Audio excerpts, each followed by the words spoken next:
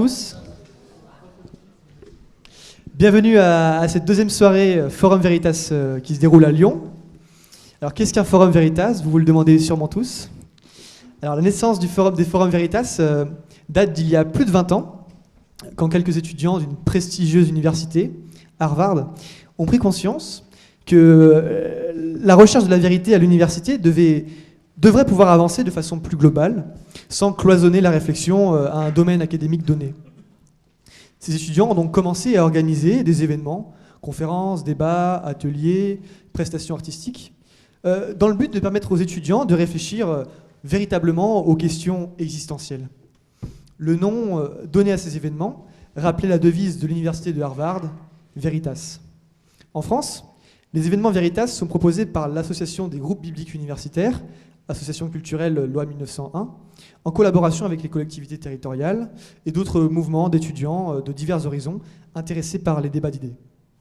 Présents dans la majorité des campus en France, les GBU offrent chaque semaine la possibilité aux étudiants de réfléchir sur la vie à la lumière des textes bibliques, essentiellement à travers des discussions ouvertes et animées par les étudiants.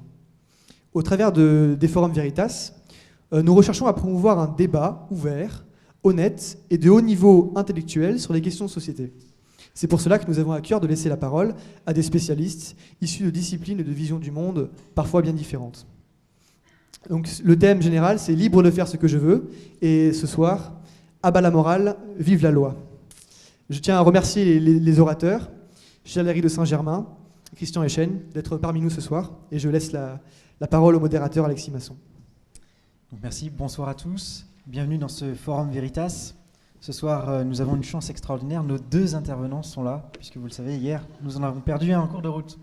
Donc aujourd'hui, nous sommes avec Charles-Éric de Saint-Germain à ma droite et Christian Echen à ma gauche. Ensemble, nous allons, ou plutôt ils vont discuter et débattre d'un point précis du thème de ce forum, qui est, je le rappelle, libre de faire ce que je veux. Sujet qui sera traité sur 3 soirées. Ce soir, l'affirmation précise qui va être discutée et qui va être étudiée, c'est « à bas la morale, vive la loi ».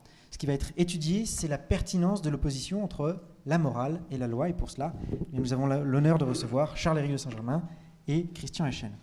Alors, Christian Echen, pour le présenter brièvement, est un libre penseur et c'est aussi un homme d'engagement. Il a été président de Mutuelle, syndicaliste à la CGT-FO et vénérable maître du Grand Orient de France. Il est vice-président de la Fédération nationale de la libre pensée et porte-parole de l'Association internationale de la libre pensée. Il est également rédacteur en chef de La Raison, le mensuel de la libre pensée. Il est l'auteur de plusieurs ouvrages, dont La libre pensée contre l'Église, publié par la Fédération nationale de la libre pensée en 1999, et également La réciproque, dans l'autre sens, L'Église contre la libre pensée en 2011. Il est également l'auteur où il a publié plus ou moins, il a publié les écrits maçonniques en 2002. Et toutefois, bien que libre penseur, Christian Echen ne se reconnaît pas dans la catégorie de bouffeur de curé. Pour tous les jours. Charles-Éric de Saint-Germain est philosophe et malgré tout peut-être un penseur enchaîné si Christian Echen est un libre penseur, puisqu'il est chrétien. Ancien élève de l'École normale supérieure, agrégé de philosophie et docteur en philosophie. Il enseigne la philosophie en classe préparatoire aux grandes écoles. Il est spécialiste en philosophie moderne, principalement en philosophie allemande. Il s'intéresse aux questions de politique, de métaphysique et de religion.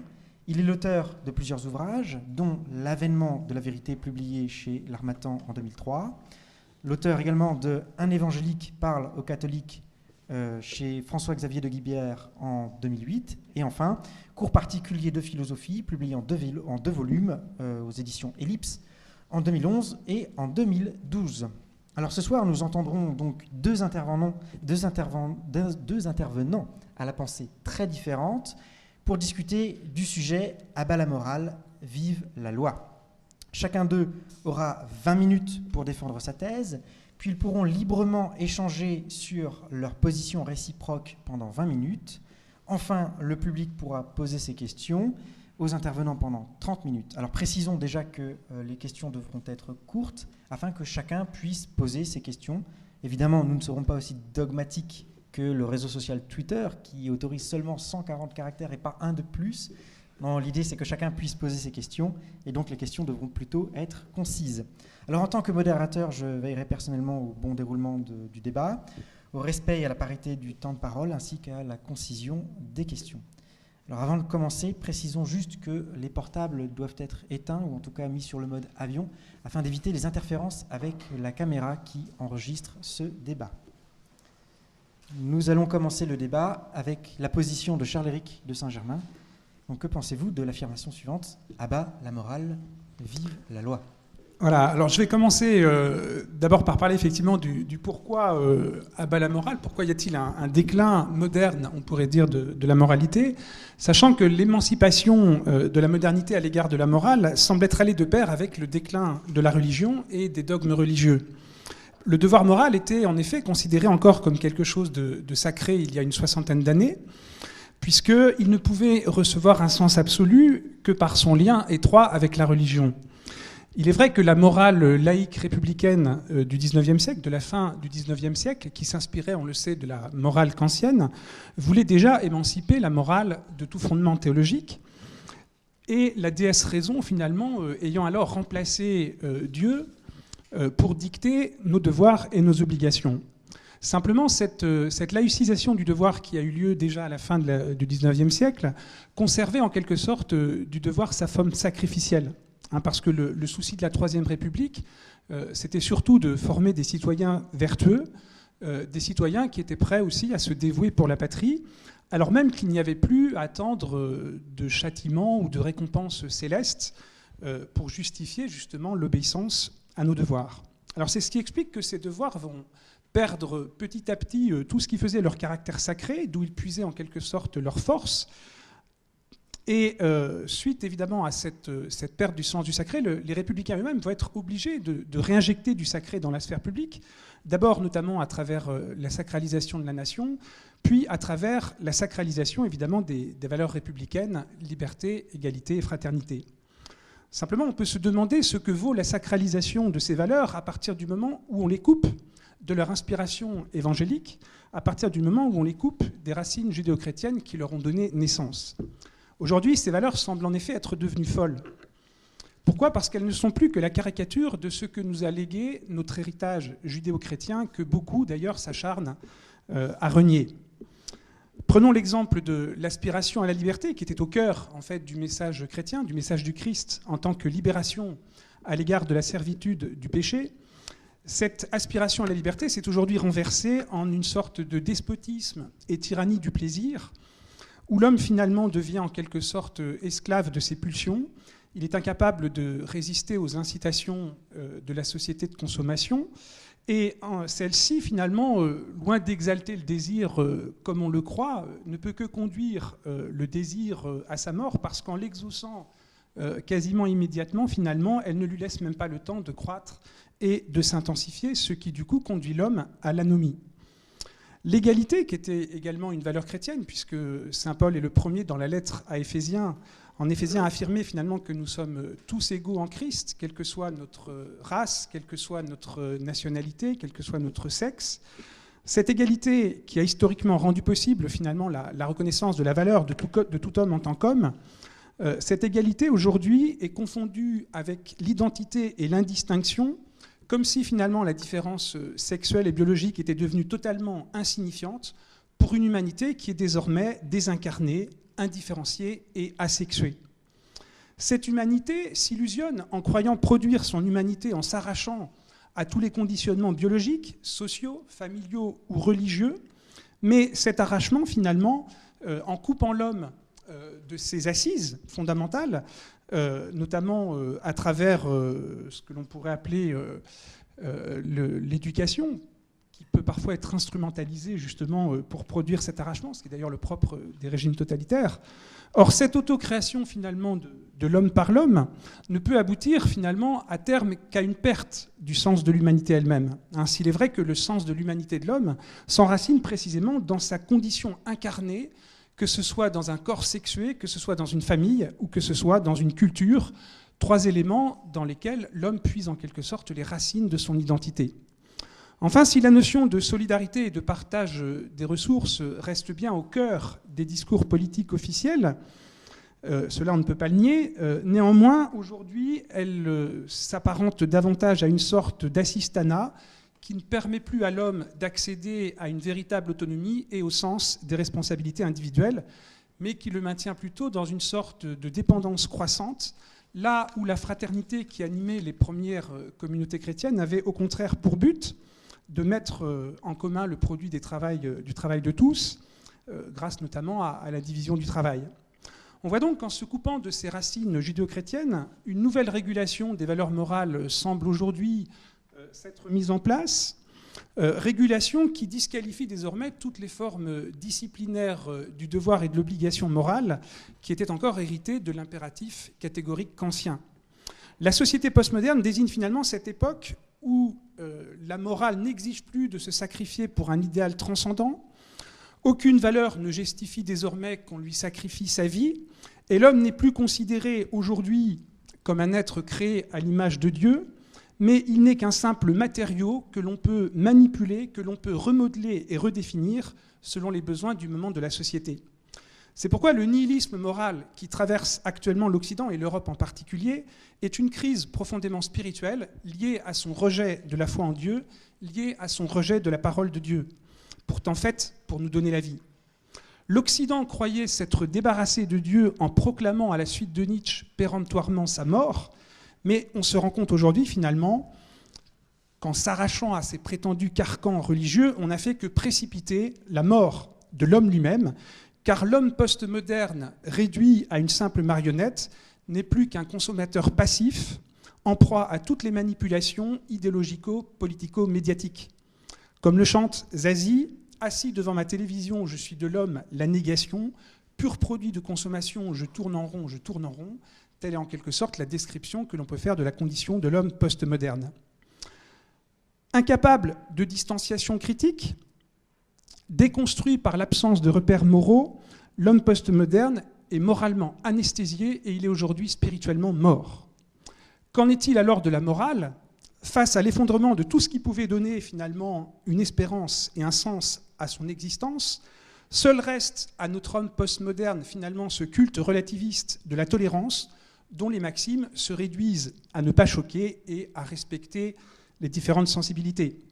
Si telle est la morale dans laquelle se résume notre postmodernité, qui n'a plus rien à proposer en dehors de son hédonisme individualiste et matérialiste, je comprends alors qu'on puisse mépriser une telle morale et qu'on puisse lui préférer la loi. Alors, il me semble intéressant, dans un deuxième temps, de préciser ce qui motive la demande de loi, parce qu'il me semble que celle-ci répond à une triple fonction. La première, c'est d'assurer la sécurité et la protection des individus, parce qu'on sait au moins depuis Hobbes qu'en l'absence de loi, finalement, les hommes vivent dans l'anarchie de l'état de nature, où tous les coups, y compris les plus bas, sont permis.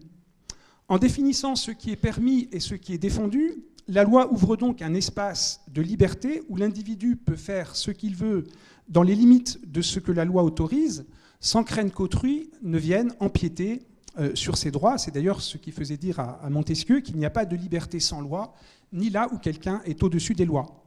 La loi est donc ce qui empêche en quelque sorte les individus de se nuire les uns aux autres. C'est ce qui garantit la coexistence des libertés, comme le disait Kant, c'est-à-dire l'accord de la liberté de chacun avec celle de tous.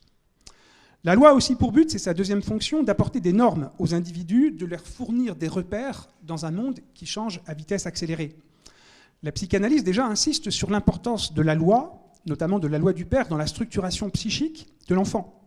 Parce qu'on sait qu'en l'absence précisément de limites, l'enfant reste prisonnier de ses désirs et de ses fantasmes imaginaires, il ne parvient pas à intérioriser la contrainte du réel. La loi joue donc un rôle structurant et stabilisateur, grâce précisément aux limites qu'elle fixe, et il serait dramatique pour la société de réduire le rôle de la loi à n'être que la simple consécration juridique d'une situation de fait, parce que c'est oublier que le rôle de la loi n'est pas de dire ce qui est, mais de dire ce qui doit être. Autrement dit, c'est de tracer une limite à l'intérieur du possible entre ce qui est souhaitable et ce qui ne l'est pas. D'où la nécessité, évidemment, de ne pas remettre constamment en question la loi, ce qui ne pourrait bien évidemment que la fragiliser. Les Grecs, notamment les anciens, considéraient que la tradition historique qui porte la loi est en quelque sorte la principale source de son autorité. Parce que ce qui donne à la loi son autorité, c'est le fait qu'elle a été consacrée par l'histoire, c'est ce qui assure sa pérennité. Alors bien évidemment, la loi doit aussi prendre en compte la nouveauté des situations, mais le changement doit se faire sur fond de continuité avec les lois fondamentales de la Constitution. Elle ne doit pas être remise en permanence en cause. Il ne s'agit pas non plus de remettre en cause les institutions qui sont fondatrices de la vie en société, à commencer par la famille, sous peine évidemment de mener la société au chaos. Ce qui justifie, enfin, me semble-t-il, cette demande de loi, et c'est là sa troisième fonction, c'est le progrès des sciences et des technologies. Parce que pendant longtemps, le droit a pu freiner, notamment au nom de la morale et de la religion, les avancées de la science. Aujourd'hui, c'est vrai, le droit s'est émancipé de toute dogmatique religieuse, mais sa tâche reste extrêmement complexe à cause de ce que Max Weber appelait le polythéisme des valeurs, c'est-à-dire à cause de la pluralité des conceptions du bien dans une société libérale, démocratique, moderne. Et c'est ce qui oblige justement le législateur à consulter des comités d'éthique où chaque groupe social devra en quelque sorte défendre ses convictions en les argumentant selon le modèle de l'éthique de la discussion qui est proposé par Jürgen Habermas. Mais bien évidemment, ces délibérations prennent du temps, et comme la science avance plus vite que la loi répond alors à un besoin urgent qui est celui d'exercer un certain contrôle sur les découvertes qui sont faites, même si, bien évidemment, les décisions prises sont rarement définitives parce que les lois bioéthiques sont souvent soumises à des révisions constantes, parfois pour le meilleur, mais aussi parfois pour le pire, surtout quand on voit, par exemple, qu'actuellement, l'embryon est réduit au statut de chose. On voit donc que si la demande de loi répond bien à une triple nécessité, il convient néanmoins de montrer qu'on ne peut pas penser la loi sans lui donner un fondement moral, et que par conséquent, la disparition de la morale ne peut conduire en fin de compte qu'à la ruine de la loi elle-même. Donc je vais le montrer à partir de deux principaux arguments. Le premier danger, évidemment, serait de confondre la légalité avec la légitimité, c'est-à-dire à faire de la légalité une source de légitimité en considérant finalement que la loi est légitime parce qu'elle est la loi et qu'elle aurait été démocratiquement instituée. Pascal observait déjà dans une de ses pensées célèbres que ne pouvons faire que ce qui est juste soit fort, on s'est arrangé pour faire que ce qui est fort soit juste. Autrement dit, cette légalisation de la force, lorsqu'on lui donne l'apparence du droit, cette légalisation lui confère un semblant de légitimité qui est fondé uniquement sur la croyance du peuple que ce qui est légitime serait légal, que ce qui est légal, serait légitime. Mais bien évidemment, cette confusion entre légalité et légitimité doit être dénoncée, et elle ne peut l'être qu'au nom d'une source de légitimité qui est supérieure à la loi elle-même. Cette source supérieure, c'est ce qu'on a appelé le droit naturel, sachant que c'est ce droit naturel, finalement, qui doit en quelque sorte être mis, alors non pas au fondement de la loi civile, mais la loi civile ne peut pas faire abstraction de cette justice naturelle.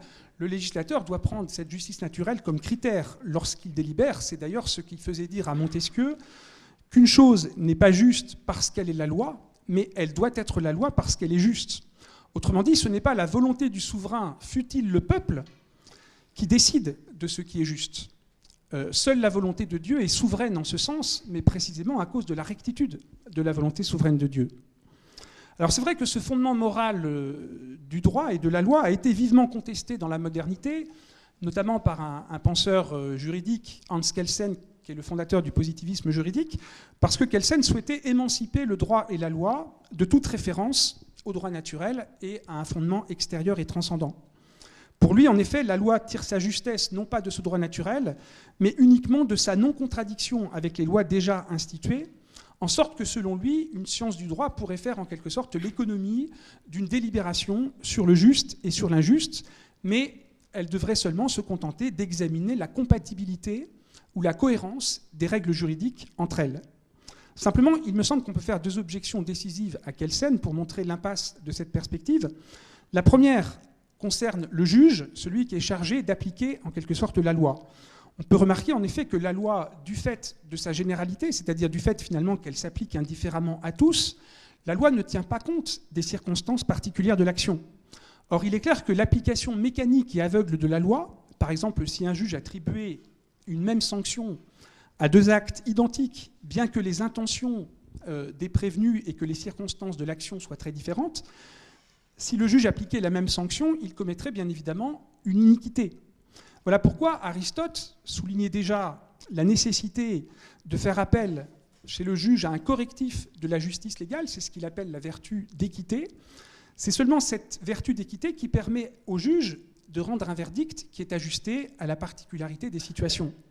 Mais alors on voit que le recours à cette vertu morale et naturelle d'équité, notamment dans l'application des lois, montre bien l'impossibilité d'une émancipation complète de la loi vis-à-vis de la morale. En outre, la notion de crime contre l'humanité qui a été mise en avant par les tribunaux allemands et alliés, notamment pour juger les criminels de guerre nazis, cette notion nous oblige à réhabiliter le droit naturel, puisque la loi, telle qu'elle était appliquée dans le régime nazi, conduisait finalement à rendre légitime des actes qui entraînaient la déportation de millions de juifs dans les camps de la mort. Or, il est clair que si on ne fait pas appel à cette conscience morale et à cette loi naturelle pour dénoncer justement les ordres de l'administration nazie, on ne peut que justifier une obéissance totalement aveugle aux lois. C'est justement ce qu'on appelle le légalisme.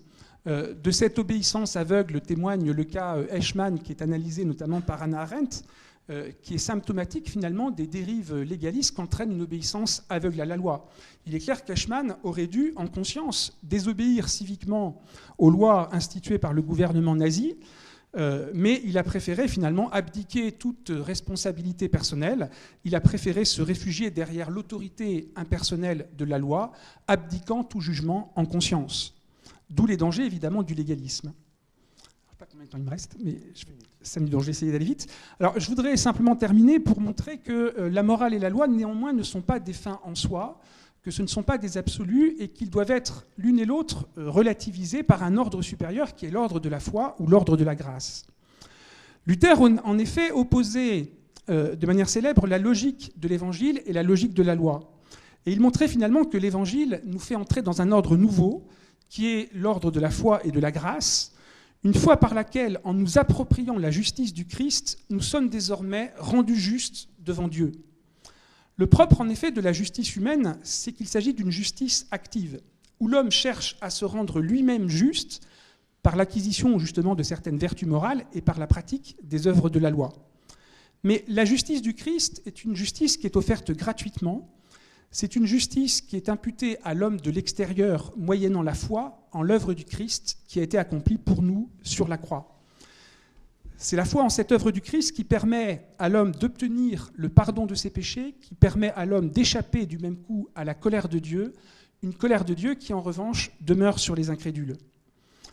Avec l'Évangile, nous sommes donc aux antipodes de ce moralisme qui, par orgueil, pousse l'homme finalement à croire qu'il peut, par ses propres efforts, qu'il peut, par ses propres vertus morales, se rendre lui-même juste devant Dieu.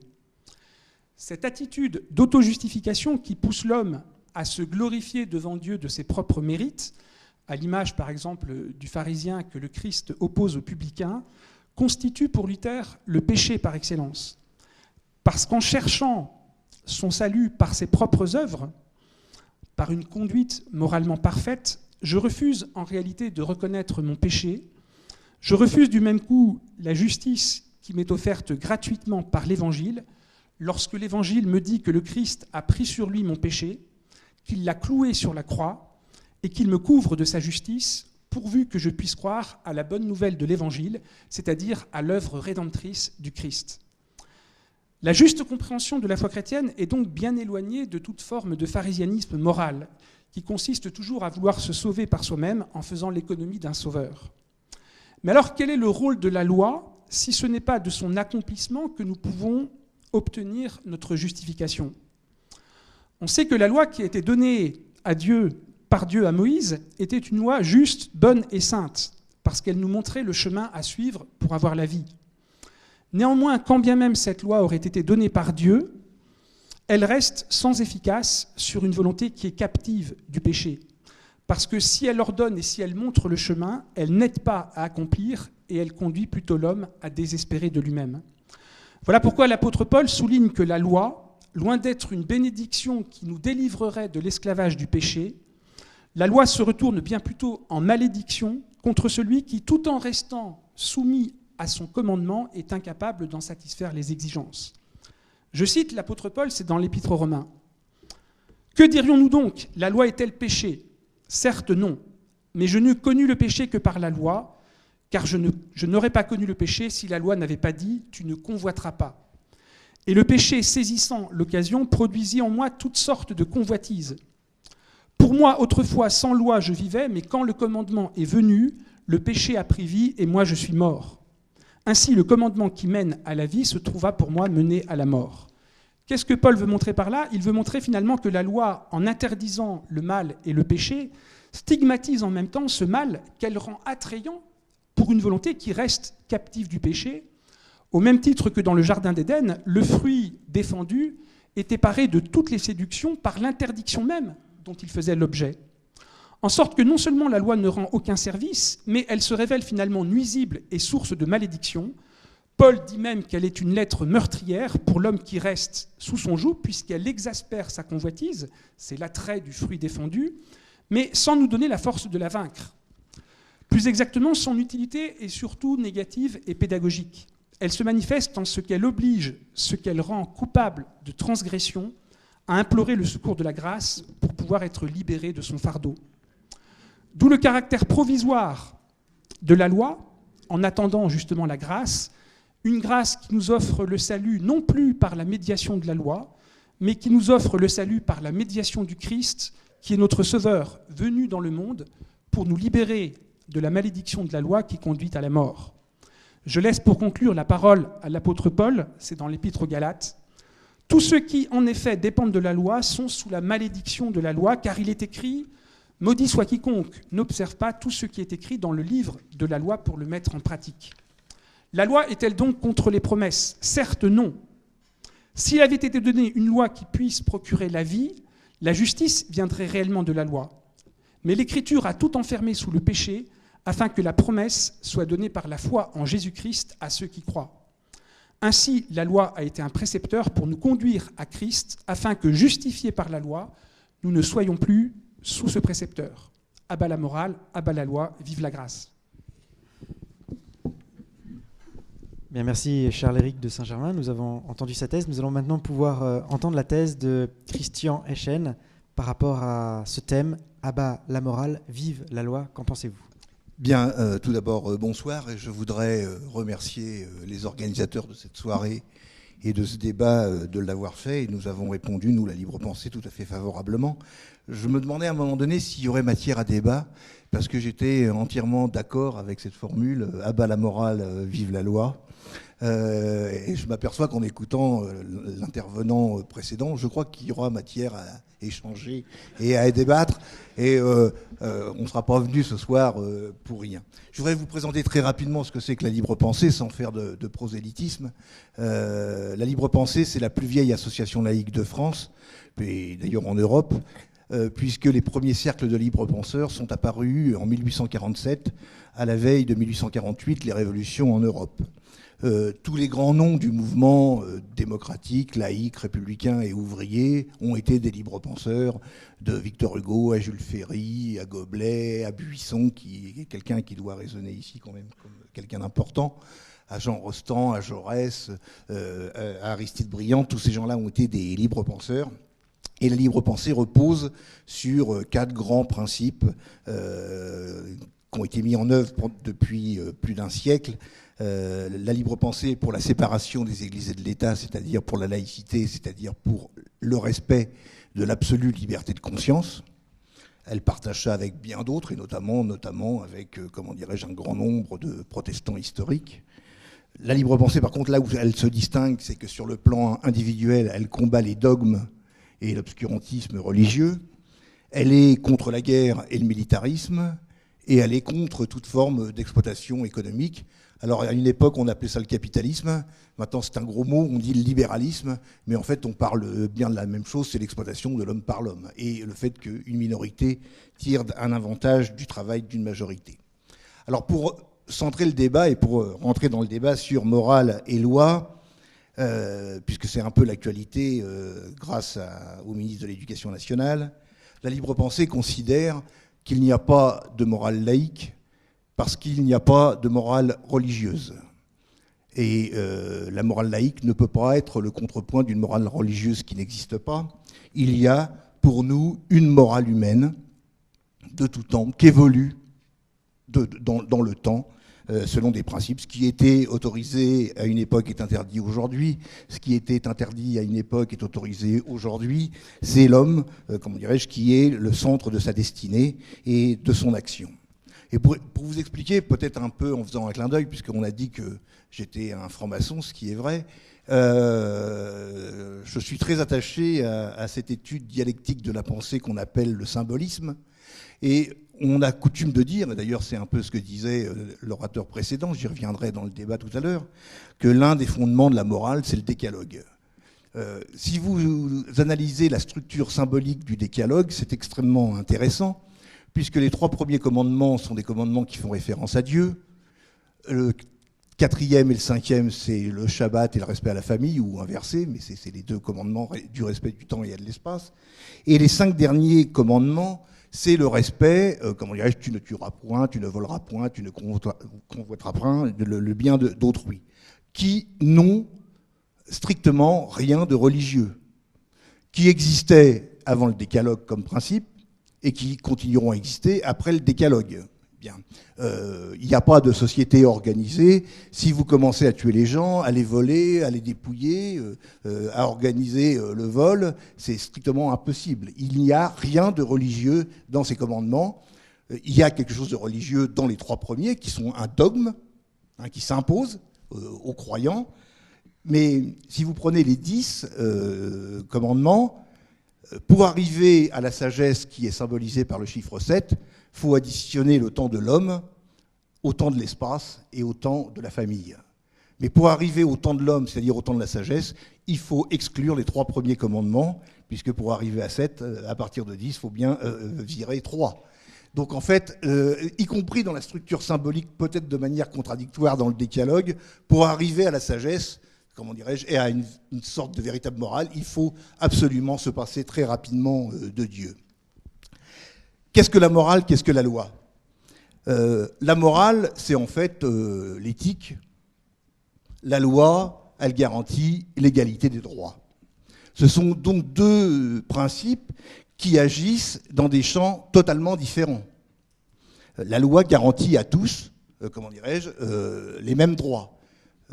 La loi de séparation des églises et de l'État, qui est le produit d'un long mouvement de sécularisation entrepris par la Révolution française, fait que nous avons tous le droit de croire ou de ne pas croire dans ce pays à ce que l'on veut ou ce que l'on ne veut pas. Et l'État n'a pas, et l'État et la puissance publique plus généralement, n'a pas à dire ceci est une vérité admissible, ceci n'est pas une vérité admissible. C'est pour ça que nous pensons, nous, libres penseurs, nous sommes favorables à la laïcité et à la séparation des églises et de l'État et la liberté de conscience, et nous demandons à ce que la puissance publique, c'est-à-dire l'État et les institutions, respectent cette liberté de conscience. Et nous pensons même qu'un État qui dit « tu dois croire en Dieu », qui est quand même a été assez répandu dans l'histoire, avec un certain nombre de problèmes, ou des États qui disent « tu ne dois pas croire en Dieu », ce qui a aussi existé, c'est en fait exactement la même médaille avec 2 revers totalement apparemment contradictoires, mais c'est là où l'État et la puissance publique guident la morale, guident la conscience. Et nous aimons beaucoup cette phrase de Francis de Pressensé qui disait, au moment du vote de la loi de séparation des églises et de l'État de 1905, « l'État s'arrête où commence la conscience ». Donc c'est quelque chose, à notre avis, d'extrêmement important. Donc la morale et la loi, ce sont 2 principes qui agissent dans des champs totalement différents. Mais en même temps, et là je rejoindrai l'intervenant précédent, excusez-moi, c'est que, bien évidemment, ça ne peut pas être appliqué aussi mécaniquement. Le code pénal prévoit que si vous volez un bien, que si vous tuez quelqu'un, que si vous incendiez une maison, enfin, si vous faisiez un certain nombre de choses, c'est pénalement répréhensible. Si vous tuez quelqu'un accidentellement, vous avez droit, entre guillemets, à une certaine peine. Si vous l'avez tué involontairement, mais dans des circonstances particulières, vous avez droit à une autre peine. Si vous avez commis un assassinat, c'est-à-dire un meurtre avec préméditation, là vous avez la tombola complète, vous avez le plein pot. Pour autant, on juge les faits, on juge les hommes, et on n'applique pas mécaniquement le jugement. Parce qu'il y a ce qu'on va appeler les circonstances atténuantes, les conditions et tout ça. Donc, vous avez la loi qui dit c'est un assassinat, c'est 30 ans, admettons. Et puis vous avez le tribunal qui va examiner les conditions et qui va intégrer une dose d'éthique, une dose d'analyse, une dose de morale. Bien. On ne peut pas aggraver les peines, mais on peut les diminuer. Donc la loi et la morale agissent dans des champs différents, sauf que ce n'est pas des champs qui sont complètement clos, et il y a une, comment dirais-je, interpénétration de ces deux problèmes. La loi, contrairement à la morale, et là je pense qu'on aura certainement un débat et un désaccord, la loi c'est fait pour protéger les gens. Voilà ce que disait Platon dans Gorgias, discours de Galliclès. Ce sont les faibles qui établissent les lois, j'en suis sûr. C'est donc en fonction d'eux-mêmes et de leur intérêt personnel que les faibles font les lois. Ils veulent faire peur aux hommes plus forts qu'eux et qui peuvent leur être supérieurs. Donc la loi, déjà, dès Platon, parce que a une fonction, a une idée, une conception, c'est que c'est la loi qui protège. Et que l'absence de loi opprime. Ce que dira d'ailleurs bien plus tard, en reprenant Platon, sans le dire d'ailleurs, parce que bon, c'était un peu la méthode, Lacordaire, quand il disait dans ses sermons, lui, le fondateur de la démocratie chrétienne, entre la liberté et la loi, c'est la loi qui protège et la liberté qui opprime, ce qui était la reprise de tous ces événements. Il faut bien voir que l'événement majeur dans notre pays, qui a été marquant et qui a marqué profondément notre culture, c'est la Révolution française. La Révolution française est quelque chose qui marque un tournant historique. Avant la Révolution française, la société d'Ancien Régime, l'individu était un sujet. Et il n'avait que des devoirs. Et des devoirs envers son créateur. Alors bien évidemment, à part Claudel derrière sa colonne dans une église, personne ne l'a vu le créateur. Mais par contre, on connaît les représentants du créateur qui étaient les représentants des clergés. Du clergé, essentiellement d'ailleurs dans notre pays catholique. Et il fallait donc remplir ses devoirs envers les représentants du clergé, et on connaît le poids à l'époque de la puissance financière et territoriale de l'Église catholique française. La Révolution française, par la déclaration du 26 août 1789, elle établit un principe qui est le plus grand principe révolutionnaire qu'on puisse connaître. L'homme a des droits simplement parce qu'il est né homme, et tous les hommes sont égaux en droit. À partir du moment où la Révolution française, indépendamment de la conception et de la perception qu'on avait les révolutionnaires de l'époque, dit ça, il n'y a plus aucune place pour Dieu. La source de la légitimité, ce n'est pas le Créateur. La source de la légitimité, l'axe de la société, ce n'est pas Dieu, c'est l'homme. Alors bien évidemment, avec plein d'incohérences, parce qu'en même temps où on proclame que l'homme est le centre, on fait une déclaration des droits de l'homme sous les auspices de l'être suprême, et qu'on peut appeler l'être suprême comme on veut, le grand horloger, le grand pâtissier, mais enfin il y a quand même du divin là-dedans. Hein.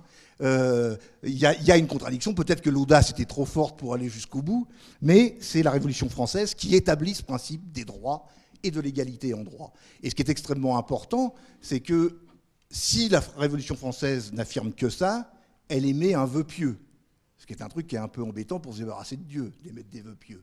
Bon. Donc la Révolution française fait quelque chose, c'est qu'elle invente le service public pour assurer l'égalité en droit. Et on voit aujourd'hui que la remise en cause des services publics, un peu partout, en France, en Europe et dans le monde, a une lourde conséquence, c'est la remise en cause, comment dirais-je, de l'égalité en droit. Donc la loi, qui proclame l'égalité, limite la liberté de chacun pour accroître la liberté de tous. Et je partage, assez paradoxalement, sans doute le pensera-t-il l'un des propos de l'orateur précédent, c'est qu'il ne faut pas confondre morale et légal. Là aussi, ça agit dans des champs tout à fait différents. Moi, vous avez bien compris que je ne suis pas un universitaire, je suis un militant. Donc un militant syndical, un militant politique, un militant philosophique, en tant que libre penseur. Et j'ai été amené à réfléchir à ces questions de la morale, enfin du moral et du légal. Quand un ouvrier fait grève, il embête son patron. Il remet en cause le profit du patron. C'est pas moral du point de vue du patron. C'est même franchement inadmissible. Pourtant, c'est légal. Donc il y a une différence entre la morale et la loi. L'exploitation économique, que nous sommes un certain nombre à appeler le capitalisme, est immorale, mais malheureusement, elle est légale. Bien. Il faudrait, pour que la moralité rejoigne la loi sur la question, par exemple, des rapports sociaux de production, intégrer le code du travail dans le code pénal, alors qu'il n'en est qu'une appendice, en fait, une réalité du code civil. Si on intégrait le code pénal, le code du travail dans le code pénal, on ferait une véritable révolution. Il faudrait d'ailleurs, comment dirais-je, une véritable révolution pour ce faire. Et je voudrais terminer, ce qui nous fera gagner un peu de temps. Il faut, comment dirais-je, engager ce grand mouvement sur la question de l'égalité des droits réels, se débarrasser de la morale. La morale, c'est l'individu. La morale, c'est pas la société. Ce qui importe dans la société et pour la faire fonctionner, c'est l'égalité, les droits et l'égalité des droits. Et donc, faisons comme en 68, soyons réalistes, demandons l'impossible. Je vous remercie. Alors, on entre dans le temps d'échange entre les intervenants. Et peut-être pour commencer, pourrions-nous avoir l'opinion de Charles-Éric de Saint-Germain sur la précédente intervention. Et puis ensuite, nous demanderons à Christian Echen de donner son opinion sur l'intervention de Charles-Éric de Saint-Germain. Il y avait donc des points sur lesquels, effectivement, je me suis retrouvé, d'autres sur lesquels je me suis moins retrouvé, je dois l'avouer. Donc, d'abord, concernant effectivement la distinction du légitime et de l'illégal, donc j'ai bien vu qu'on était d'accord sur cette question-là, qui effectivement me semble être une question tout à fait centrale. Je voudrais simplement revenir sur ce qu'a dit M. Echen concernant justement les droits de l'homme. Parce que, certes, la Révolution française a de fait permis à déclarer ses droits, mais il ne faut pas oublier ce que ces droits doivent au christianisme. Je dirais simplement, je reprendrai une analyse d'un philosophe que j'apprécie particulièrement, qui est Hegel, qui est un philosophe allemand et luthérien par ailleurs. Hegel qui remarquait finalement que, prend l'exemple de la cité grecque. Dans la cité grecque, ce qui était considéré comme sacré, c'était la cité. Et chaque cité avait en quelque sorte sa divinité protectrice. La cité d'Athènes, par exemple, avait comme divinité protectrice la déesse Athéna. Et donc, seuls les citoyens, du coup, seuls ceux qui avaient le statut des citoyens avaient des droits. Par contre, les femmes, les barbares ou les esclaves n'avaient pas de droits politiques, on le sait bien. Par contre, ce qui a rendu possible le dogme de l'incarnation, à partir du moment où Dieu s'est fait homme, eh bien, c'est l'homme qui est devenu, qui a été reconnu comme quelque chose de sacré. Et donc, il a bien fallu un événement fondamental qui est l'incarnation, le fait que Dieu devienne homme, pour que l'homme puisse en quelque sorte être reconnu comme une valeur sacrée. Et c'est la raison pour laquelle Hegel disait justement que la véritable raison pour laquelle il n'y a plus d'esclaves dans l'Europe chrétienne ne réside en rien d'autre que dans le principe même du christianisme. C'est-à-dire qu'à partir du moment où l'homme comme homme est reconnu comme quelque chose de sacré, bien évidemment, eh bien l'égalité entre tous les hommes en droit est effectivement rendue possible. D'où l'importance et le rôle qu'a joué le christianisme dans cette reconnaissance de la valeur infinie de l'homme en tant qu'homme, comme le dit Hegel. Alors c'est vrai qu'il a fallu un certain temps d'incubation, parce qu'on sait bien que l'esclavage n'a pas disparu d'un coup, et qu'il y a eu de fait, durant toute l'histoire de la chrétienté, des pratiques déviantes qu'il faut justement légitimement dénoncer. Mais ça n'empêche pas que le principe se trouve dans le christianisme lui-même, et que de ce point de vue, donc la révélation n'a fait que déclarer quelque chose qui avait été révélé religieusement. Donc ça, c'est un premier point. Alors après, évidemment, il y aurait d'autres points sur lesquels on pourrait discuter. Bon, par rapport à la question de la laïcité notamment, bien évidemment, je suis d'accord avec le principe de la laïcité qui suppose la reconnaissance de la liberté de conscience, la reconnaissance de la liberté de religion, qui me semble être effectivement un apport fondamental de la laïcité, avec évidemment cette question de savoir si on peut parler d'une véritable liberté de conscience sans liberté d'expression. La loi dit que justement la liberté d'expression religieuse doit être respectée pourvu qu'elle ne trouble pas l'ordre public et qu'elle ne nuise pas à autrui, qu'elle ne dérange pas autrui. Ce qui me gêne, c'est que parfois, en tout cas dans la conception française de la laïcité, parce que je pense que beaucoup d'autres pays, me semble-t-il, ont une conception peut-être plus ouverte de la laïcité que la conception proprement française, il me semble qu'il y a une plus grande ouverture à la liberté d'expression, et j'irai assez dans le sens de ce que propose Habermas, qui est un philosophe allemand, qui, justement, parlant de l'éthique de la discussion, montre finalement qu'il faut renoncer à une raison monologique, c'est-à-dire qu'à une raison qui prétendrait accéder à elle seule à des vérités universelles pour une raison communicationnelle.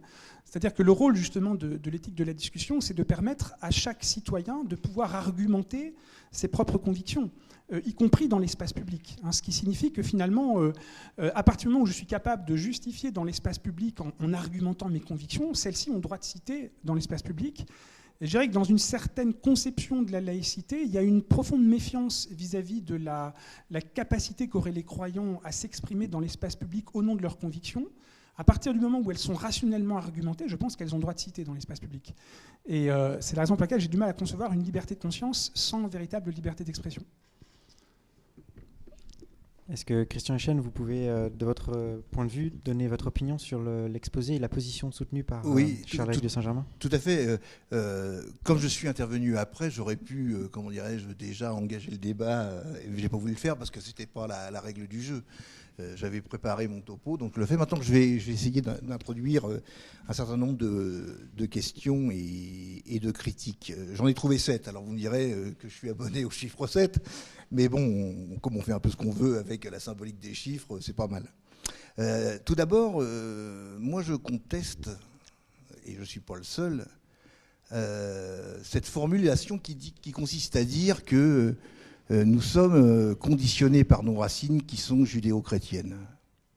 Moi, je pense que les racines profondes de l'Europe, et notamment en France, mais pas qu'en Europe, et de la civilisation et des sociétés, sont pas judéo-chrétiennes, qui sont pour moi une formulation un peu algébrique particulière. Nos véritables racines, c'est la civilisation gréco-latine. Et elle trouve son origine et sa force dans ces sociétés polythéistes et païennes.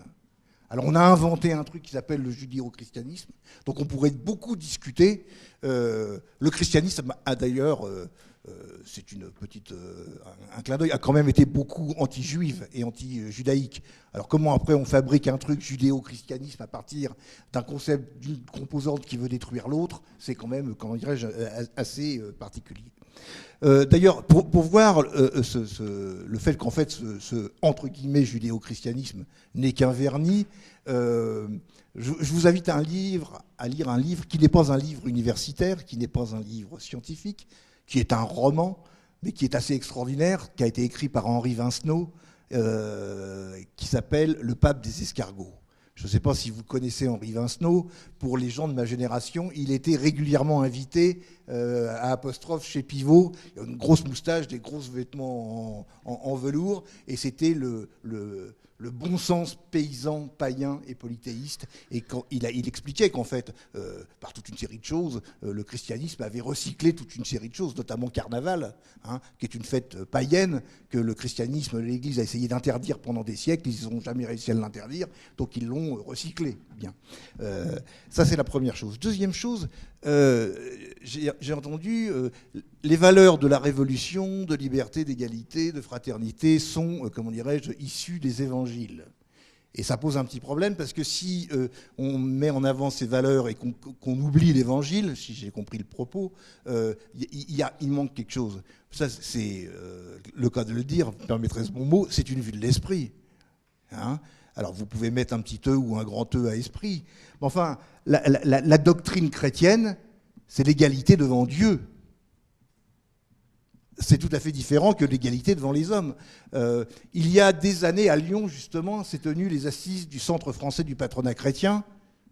C'est donc l'organisme patronal intégré au CNPF de l'époque, au MEDEF d'aujourd'hui, des patrons chrétiens. Donc le thème central, c'était « Comment licencier avec amour ?» C'est quand même quelque chose d'important, parce que si vous êtes licencié sans amour ou avec amour, pour le mec qui est licencié, bon, ça change la vie. Et la formule, c'est « Nous sommes tous égaux devant Dieu, mais pas devant les hommes ». Donc l'égalité, là, je ne sais pas si c'est clair ce que je veux dire, c'est pas exactement la même chose. Parce qu'on peut être tous égaux devant une divinité, ça ne vous construit pas une société où tous les hommes et les individus et les femmes sont égaux. C'est un autre problème. J'ai aussi cru ressentir, mais peut-être que je me suis trompé, un certain regret, comment dirais-je, de l'orateur précédent, sur le fait que les gens maintenant refusaient de mourir pour des idées ou pour des causes. Alors nous, libres penseurs, bien évidemment, nous ne sommes pas tellement partisans du martyr. Hein. On est plutôt partisans de ce que disait un autre libre penseur célèbre, Georges Brassens, mourir pour des idées d'accord, mais de mort lente. Et plus c'est lent, mieux c'est. Ça, c'était pour la plaisanterie. Sur un autre problème qui a été aussi soulevé, qui est un problème de fond sur la morale et sur la loi, c'est la mise en place des comités d'éthique. Vous savez, les comités d'éthique, c'est donc ça a pour but d'émettre des recommandations. Donc on met dans un comité d'éthique un protestant, bon, si possible, si on est riche, on en met deux, un luthérien et un calviniste, bon, un catholique, un juif, un musulman, un bouddhiste et, pour faire bonne mesure, un athée. On leur demande leur avis. Et alors, longtemps, on a mis dans le comité national d'éthique comme athée, comment dirais-je, un représentant du Parti communiste français. Ce qui, en matière de liberté de conscience et de pensée libre, est quand même largement discutable. Bien. Mais c'était eux qui avaient l'étiquette, donc ils y avaient le droit. Bon. Et on va additionner tous ces points de vue, on va essayer d'en faire un consensus, et on va guider le législateur là-dessus. Donc, en fait, on va additionner différentes morales pour essayer d'en faire une morale. Bien. Sauf que le problème, c'est que l'intérêt général, c'est pas la somme des intérêts particuliers. Et l'addition des morales différentes ne vous crée pas une morale ou une loi qui est juste. Bon, il y a des conflits, il y a des rapports de force, ça pose quand même un certain nombre de questions. Sur la question de la morale, puisqu'il a été beaucoup cité Saint Paul, je voudrais vous demander, et m'interroger, et vous interroger, quand Saint Paul fait son épître de Paul aux Romains, dans lequel il dit « Il n'y a pas d'autorité qui ne vienne de Dieu ou d'autorité qui soit librement consentie par Dieu ». C'est quand même au nom de ce principe que pendant près de 20 siècles, les églises et les religions chrétiennes ont soutenu toutes les dictatures. Imaginez-vous qu'un dictateur, et on pourrait vous donner des exemples, et même d'ailleurs Staline a utilisé ça puisqu'il a eu le soutien de l'Église orthodoxe à partir réellement de 1941. Si vous êtes un totalitaire et un dictateur, et qu'on vous dit votre autorité, ce n'est pas vous qui l'avez imposée, mais elle vient de Dieu, la conclusion logique, c'est que vous utilisez ça, et en conclusion, vous dites que celui qui refuse l'autorité, qui refuse l'ordre et qui se révolte contre l'ordre, il remet en cause le dessein de Dieu. C'est comme ça que ça a fonctionné quand même pendant des siècles. Est-ce que c'est moral ? C'est ça la morale ? Bien. Et deux petites choses. Là aussi, je suis surpris d'entendre, c'est grâce au christianisme que l'esclavage a disparu en Europe. Et la controverse de Valladolid. Cette controverse, alors bien sûr, ça concerne l'Église catholique, mais le débat qu'il y a en Espagne à ce moment-là, avec le nonce apostolique, c'est de dire est-ce qu'il est moral, légal, charitable, évangélique, de traiter les Indiens d'Amérique en esclaves. Et le résultat de la controverse de Valladolid, c'est de dire non, parce que ce sont des enfants de Dieu. Et le résultat de la décision de l'Église catholique, c'est de dire on ne doit pas mettre en esclavage les Indiens, mais les nègres, on peut. C'est ça le résultat, c'est d'ailleurs la conclusion de la controverse de Valladolid. Et c'est ce qui a justifié théologiquement et religieusement la traite des nègres et l'esclavage des nègres. Est-ce que c'est moral ? Dernière chose, et là aussi, alors c'est pas une polémique contre les protestants, mais c'est, comment dirais-je, une pique dans le jardin du Vatican. La laïcité et la liberté de conscience, c'est pas la liberté religieuse. En tout cas, ça n'est pas que la liberté religieuse. La laïcité et la liberté de conscience, c'est la liberté de croire comme de ne pas croire. La liberté religieuse, qui est historiquement un bienfait et un progrès, parce que c'est quand même mieux que l'Inquisition et les bûchers, c'est quand même la liberté de croire comme on veut. C'est le débat de Vatican II dont on a célébré le 50e anniversaire à la fin de l'année 2012. La liberté de conscience, Vatican II dit, c'est une liberté de perdition. La liberté religieuse, c'est une liberté de perfection. Et tout le débat qui est posé par les débats de Vatican II, c'est est-ce qu'il faut donner des droits à l'erreur ou est-ce qu'il faut reconnaître, est-ce qu'il faut donner des droits à l'erreur ou reconnaître le droit à l'erreur? Et Vatican II répond, il faut donner le droit à l'erreur et le reconnaître, parce que ça veut dire que nous, on dit, vous êtes dans l'erreur, vous avez le droit de l'être, mais vous avez surtout le droit de vous rédempter. Et Vatican II dit, mais reconnaître des droits à l'erreur, c'est mettre sur le même plan théologique l'erreur et la vérité. La laïcité, ça met sur le même plan théologique l'erreur et la vérité. Qui est juge de dire ceci est bien, ceci n'est pas bien? C'est ça le débat. Très bien. Il vous reste 4 minutes, Charles-Éric de Saint-Germain. Il y a une petite différence de temps. Est-ce que vous pourriez répondre brièvement, aussi peu que possible, aux objections formulées par Christian Eschen? Donc je vais m'y atteler.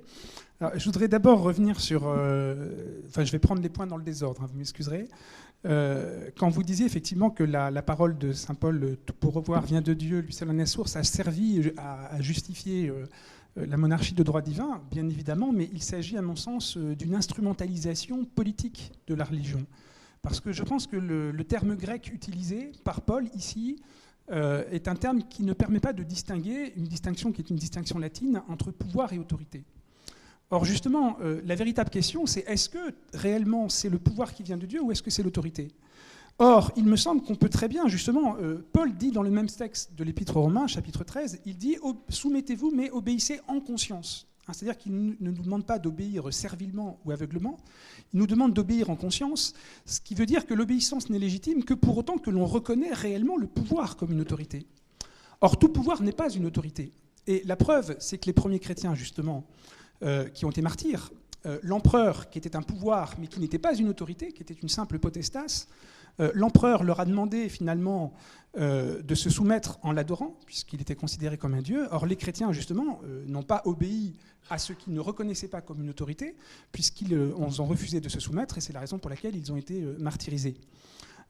Donc déjà, je pense qu'effectivement, de fait, historiquement, cette parole de Paul a été instrumentalisée, mais à partir du moment où on distingue justement l'autorité qui vient de Dieu et le pouvoir qui n'est pas forcément une autorité, justement, il est tout à fait, bien évidemment, légitime de résister à un pouvoir qui ne serait pas reconnu par la conscience comme une véritable autorité. Et d'ailleurs, ce droit de résistance a été thématisé en premier par des théologiens chrétiens avant d'être mis en œuvre par Locke, qui était un théologien protestant. Donc ça, c'est une première réponse. Deuxième réponse, concernant donc, la question des droits de l'homme, c'est vrai qu'historiquement, je suis bien d'accord avec vous, hein, l'esclavage n'a pas disparu avec le christianisme, mais par contre, dans les principes même du christianisme, il me semble que l'esclavage a été progressivement rendu impossible. Et donc, je n'ai pas dit que c'était le christianisme historique qui avait aboli l'esclavage, mais que les principes même du christianisme, à partir du moment où on reconnaît la valeur de l'homme dès lors que Dieu s'est incarné, et donc le caractère sacré de l'homme, on ne peut bien évidemment que, dès lors qu'on incube ces principes, s'opposer à l'esclavage, ce qui a justement été fait par certains, comme vous le disiez, à la controverse de Valladolid.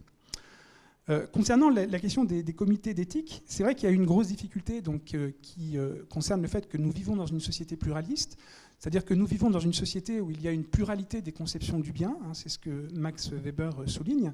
Moi, ce que je redoute aujourd'hui, c'est ce qui serait ce qu'on pourrait appeler une conception procédurale de la loi, c'est-à-dire, alors c'est une thèse qu'on rencontre chez John Rawls qui a écrit sa théorie de la justice, où il essaye de mettre en avant l'idée finalement que puisqu'il y a une pluralité de conceptions du bien dans les sociétés libérales démocratiques modernes, il faut la neutralité du juste par rapport au bien, et donc ce qui peut faire consensus dans une démocratie, c'est seulement la reconnaissance par les citoyens de la neutralité des procédures équitables par lesquelles la loi est instituée.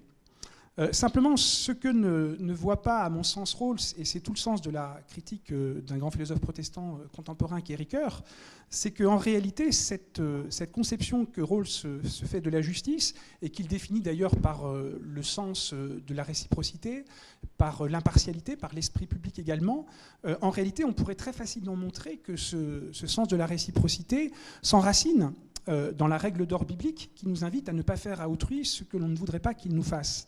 Et donc Ricoeur en déduit finalement que l'indépendance ou l'autonomie du juste par rapport aux conceptions morales du bien ne peut être qu'une vue de l'esprit parce que le bien et le juste sont indissociables. Et ce qui montre finalement qu'une société suppose des valeurs communes autour duquel elle se cimente, parce que la loi ne peut pas être réduite à une simple procédure légale, sans qu'il y ait justement, me semble-t-il, des dérives, celles que j'avais essayé de démontrer donc, dans l'exposé. Alors c'est vrai, j'avais effectivement peut-être mis en avant un regret par rapport au fait qu'on ne soit plus capable aujourd'hui de se sacrifier.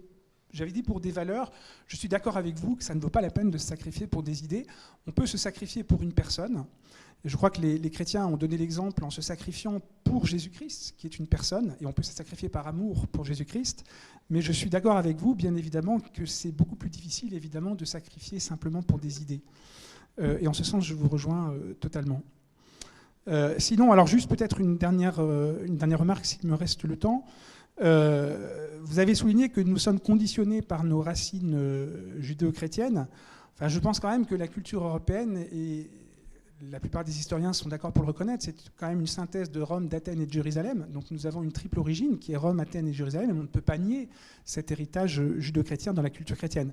Par contre, c'est vrai que vous avez raison, et là sur ce point je suis entièrement d'accord avec vous, le christianisme a christianisé des pratiques qui étaient issues du paganisme.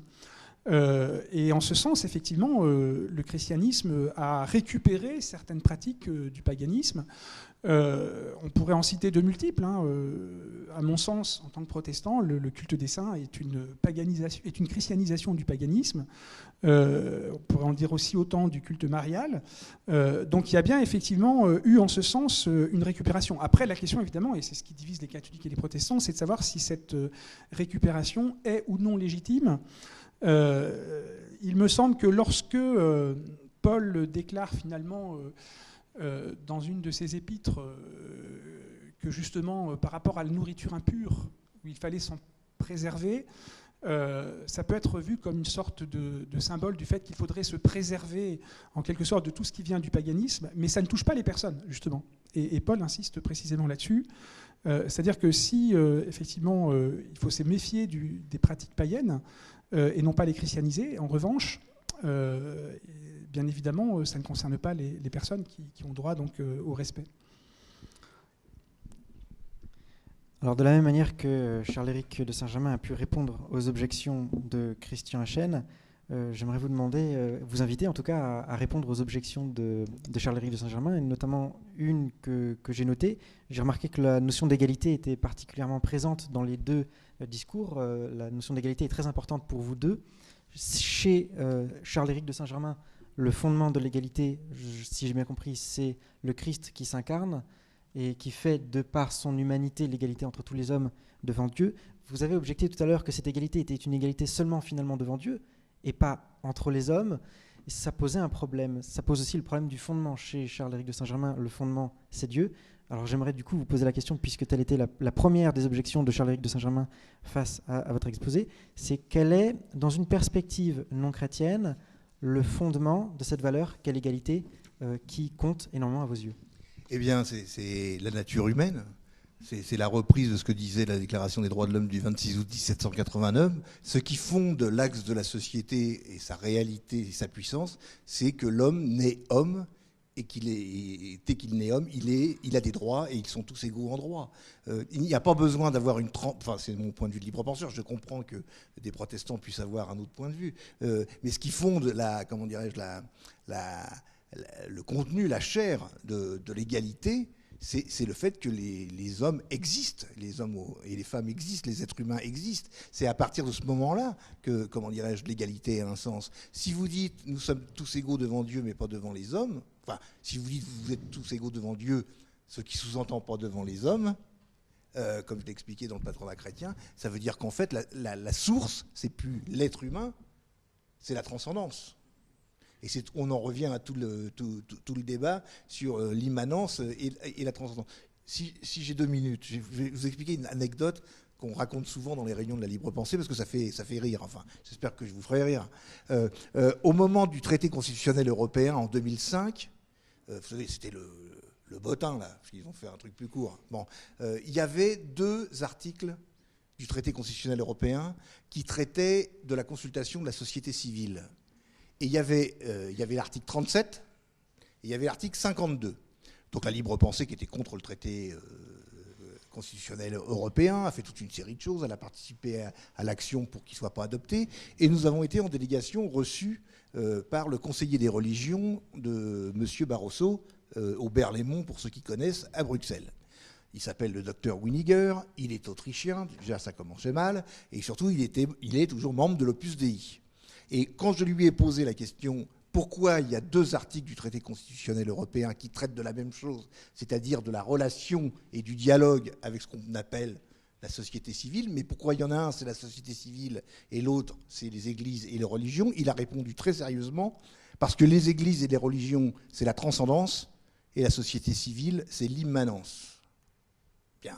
Ça veut dire qu'en fait, il y a 2 catégories. Donc si vous fondez les droits sur la transcendance, vous confiez des droits à une sous-catégorie de gens qui sont les gueux, le peuple, la populace.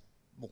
Donc ça n'a pas été retenu, ça a été retenu en fait, et après ça a été fusionné dans les 2, ça serait trop long à expliquer, mais il ne peut pas y avoir dans un traité constitutionnel, dans une institution qui s'appelle l'Union européenne, 2 catégories de types de rapports, un avec les religions et les autres avec le reste de la société. Et pour terminer, pour vous faire rire, nous avons demandé à Winiger s'il considérait que la libre pensée était transcendante ou immanente. Donc il était bien embarrassé, et il nous a dit la libre pensée est transcendante. Ça a changé notre vie. Merci aux 2 intervenants pour leur exposé, pour leur échange. Nous entrons maintenant dans le temps d'échange avec le public. Alors je rappelle la règle d'or qui est une intervention, plus exactement une question et non pas un commentaire, une question posée à l'un des 2 intervenants. Si c'est à l'un des 2 intervenants, vous dites son nom. Si c'est aux 2, vous précisez que c'est pour les 2 intervenants. La question doit être courte et je précise encore une fois, ce n'est pas un commentaire, c'est une question. Merci. Alors pour vous manifester, le mieux c'est de lever grand la main. Oui. Attendez le micro, ça permettra à tout le monde d'entendre votre intervention. Si la libre pensée estimait que l'homme était bon. Voilà.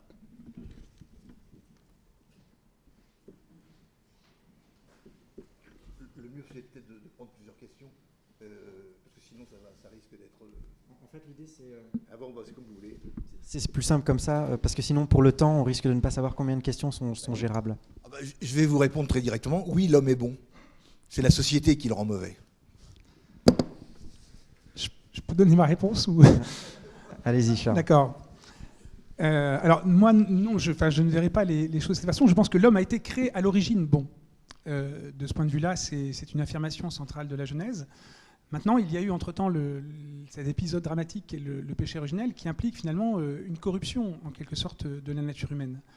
Alors, cette corruption, elle est souvent mal comprise. Hein, c'est-à-dire que d'une part, cette corruption de la nature humaine qui est consécutive au péché originel n'implique pas que l'homme devient un monstre. C'est une corruption qui est non pas intensive, mais qui est plutôt extensive, c'est-à-dire qui touche à tous les aspects de son être. C'est-à-dire que c'est tous les aspects de son être qui vont être en quelque sorte, qui vont subir les conséquences de ce péché originel. Alors bien évidemment, c'est un dogme, et j'en ai tout à fait conscience. Par contre, c'est un dogme qui est éclairant. Hein, Pascal disait que le mystère... finalement est éclairant, même si on ne peut pas toujours l'éclairer. Qu'est-ce qu'il voulait dire par là ? Il voulait dire par là qu'on ne peut pas vraiment comprendre ce qu'est l'humanité si l'on fait abstraction de ce dogme que constitue le péché originel, parce qu'il révèle finalement quelque chose qui touche à la nature même de l'homme. Bien évidemment, cette corruption est aussi limitée par ce que les protestants appellent la grâce commune, qui fait que l'homme, justement, n'est pas un être radicalement pervers, qui fait que, par exemple, une amitié est possible entre 2 personnes, qui fait qu'un amour conjugal ou un amour filial est également possible grâce à cette grâce commune. Par contre, ce qui est absolument impossible sans la grâce, c'est l'amour de ses ennemis. Et ce que le Christ nous enseigne, c'est que finalement, il ne faut pas simplement aimer ses amis, parce que ça, tout le monde en est capable, et même les païens, mais qu'il faut aller jusqu'à aimer nos ennemis, ce qui est beaucoup plus difficile sans la grâce et sans la régénération de cette nature humaine. Vous voulez intervenir Non. D'accord. Juste une chose, je suis tout à fait d'accord, l'important c'est d'aimer ses ennemis, parce que aimer ses amis c'est très facile. C'est comme tous les dictateurs seront d'accord avec ça, permettre la liberté d'expression pour vos partisans, tout le monde fait ça.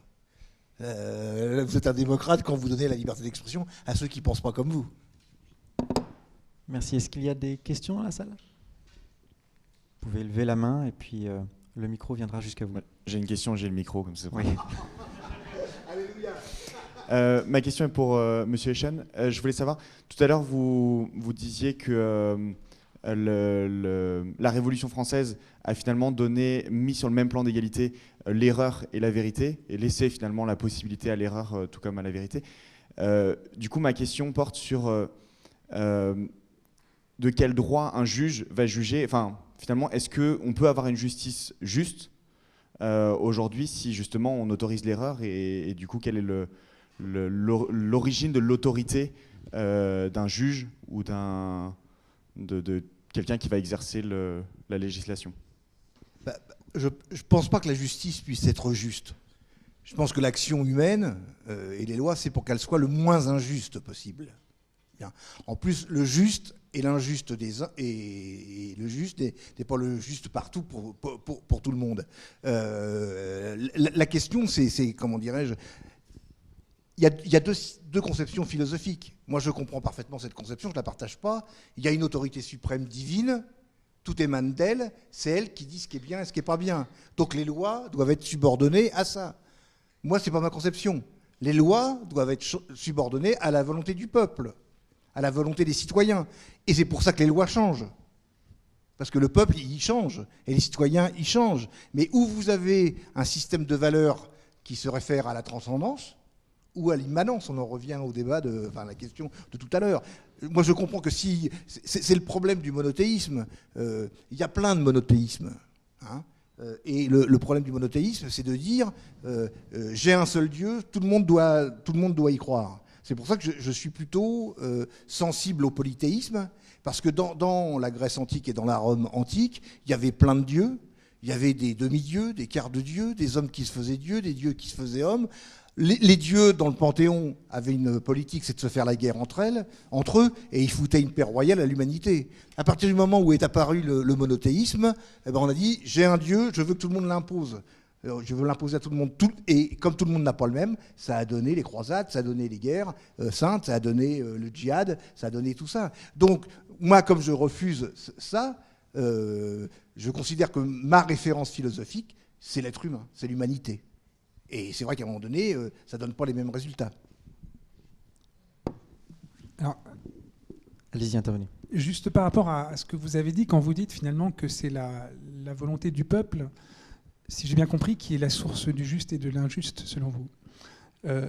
C'est une thèse qu'on appelle le volontarisme juridique, mais il n'empêche que cette thèse qui finalement prend ses racines chez des théoriciens du droit naturel, je pense à Grotius et Pufendorf d'abord, mais surtout chez Rousseau, même Rousseau ne va pas jusque-là en réalité, parce que si Rousseau reconnaît que la volonté générale est la source du juste, néanmoins, il est le premier à dire que cette volonté générale, qui est finalisée par l'intérêt général, peut errer. C'est-à-dire qu'elle n'a pas la rectitude qui caractérise la volonté souveraine de Dieu. Seule la volonté souveraine de Dieu peut dire le juste et peut le définir précisément en décrétant sa volonté. Or, ce modèle a été finalement appliqué à la philosophie politique, d'abord le premier par Hobbes, lorsque Hobbes a dit que c'est la volonté du souverain qui définit ce qui est juste et ce qui n'est pas juste. Bien sûr, cette volonté était encore une volonté particulière, et ensuite, Rousseau donc, va critiquer Hobbes en montrant que finalement c'est la volonté générale du peuple souverain qui est la source du juste et de l'injuste. Mais même Rousseau finalement apporte une nuance et une restriction parce qu'il a bien conscience, notamment dans les Lettres sur la montagne, que puisque la volonté du peuple peut errer, parce que si elle veut le bien, elle ne le voit pas toujours, elle peut être conditionnée par une pression qui peut être médiatique, aujourd'hui on dirait plutôt par la pression de certains lobbies, et dans ce cas, on peut se demander si finalement la loi, loin d'être l'expression de l'intérêt général, n'est pas plutôt un simple rapport de force entre une majorité et une minorité.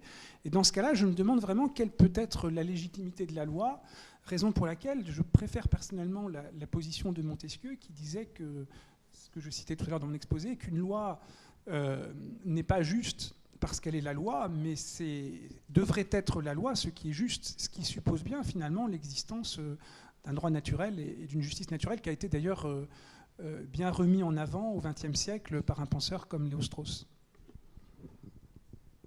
Si vous voulez, pour rebondir, parce qu'apparemment, il n'y aura pas de débat dans la salle, ça va rester à la tribune. D'abord, la conception de Rousseau, c'est une conception d'organisation de la société, de petites unités, de petites entités. Il n'a pas été à même d'accéder à la conception, par exemple, d'appliquer ces principes dans un pays grand comme le Royaume de France, parce que ça posait d'autres problèmes. J'ai tout à fait conscience, quand je dis c'est l'axe et la valeur principale, c'est la volonté du peuple, je ne déifie pas le peuple. Hein. Je considère que, comment dirais-je, il y a quand même, pardonnez-moi cette expression un peu grossière, il y a beaucoup de cons. Hein. C'est quand même, c'est ma grande polémique avec Descartes. Lui, il pensait que, comment dirais-je, c'était le bon sens qui était la chose la mieux partagée du monde. Voltaire disait c'est pour ça que tout le monde en a si peu. Moi, je pense que c'est plutôt la stupidité qui est la chose la plus répandue au monde. Bon, donc je déifie pas le peuple, sauf que le peuple a un pouvoir.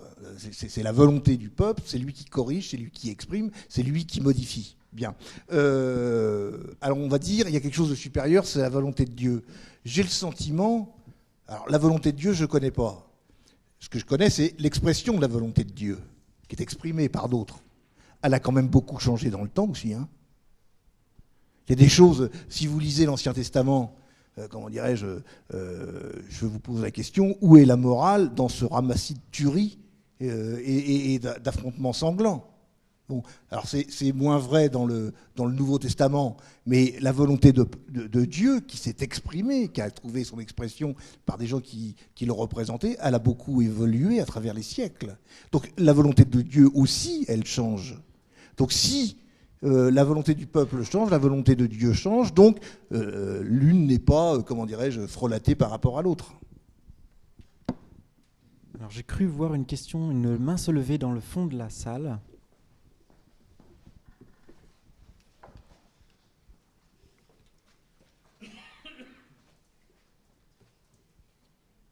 Alors, c'est une question pour Christian Eichen. Donc, vous avez défendu que la valeur ultime était l'homme et en même temps le fait que le juste était défini par la volonté commune du peuple et donc pouvait changer. Et donc, finalement, la conception que l'homme est la valeur ultime pourrait changer si la majorité allait dans un autre sens. Et donc, oui, j'ai l'impression que vous avez un fondement à votre morale et à votre manière manière de concevoir la loi, mais que ce fondement lui-même est pas solide parce qu'il pourrait être amené à changer. Donc, comment est-ce que vous pouvez être sûr que l'homme est et restera la valeur ultime? Par homme, j'entends l'humanité. Et je pense qu'il y a un tréfonds extrêmement profond dans l'humanité. Jamais l'humanité ne se suicidera et jamais l'humanité ne se détruira. Et donc c'est ce fondement-là qui me fait penser que, en fait, c'est là l'axe principal. Maintenant, sur le fond du problème, enfin sur peut-être un autre aspect de ce problème, la libre pensée ne respecte aucune croyance, mais elle respecte tous les croyants. Alors là, ça peut sembler aussi un peu jésuitique. La devise du journal La Libre Pensée de 1868, c'était « La tolérance s'inscrit dans la sphère des faits, elle ne s'inscrit pas dans la sphère des idées ». C'est-à-dire que nous acceptons, et c'est bien normal, que n'importe quel individu puisse croire ce qu'il veut et comment il le veut.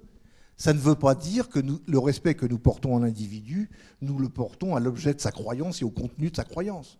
Nous pensons que les religions sont un fatras d'obscurantisme. Mais loin de nous l'idée d'interdire et de réprimer aux gens de croire ça.